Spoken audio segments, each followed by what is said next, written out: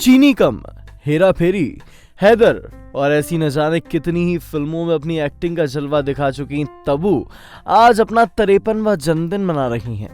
ऐसे में हमने सोचा क्यों ना आपको बताया जाए एक्टर के बारे में कुछ लेस नोन फैक्ट्स।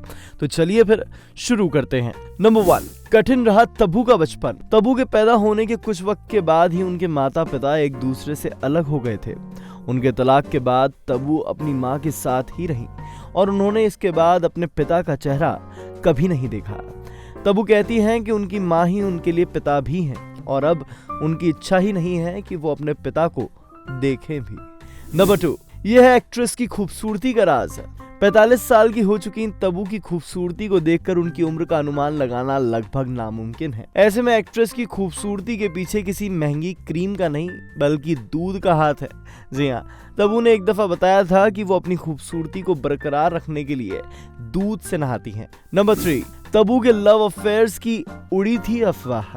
लाखों दिलों को जीत चुकी तब्बू ने अब तक शादी नहीं की और ना ही उनके ज्यादा अफेयर्स की कोई चर्चा हुई, लेकिन खबरों के मुताबिक एक वक्त था जब उनका नाम प्रोड्यूसर साजिद नाडियाडवाला के साथ जोड़ा गया था।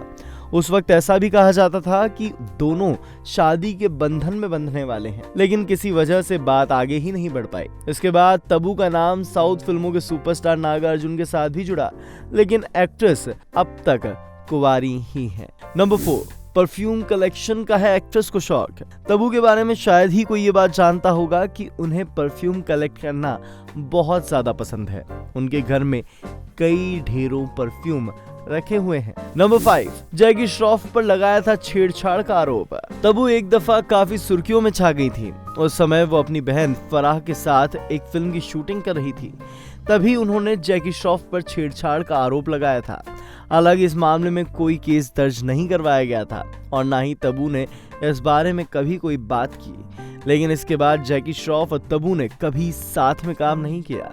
तो देखिए, फिल्मों से लेकर रियल लाइफ तक में कई राज समेटने वाली तब्बू को इंडिया टीवी शोबिज की तरफ से अ वेरी हैप्पी बर्थडे।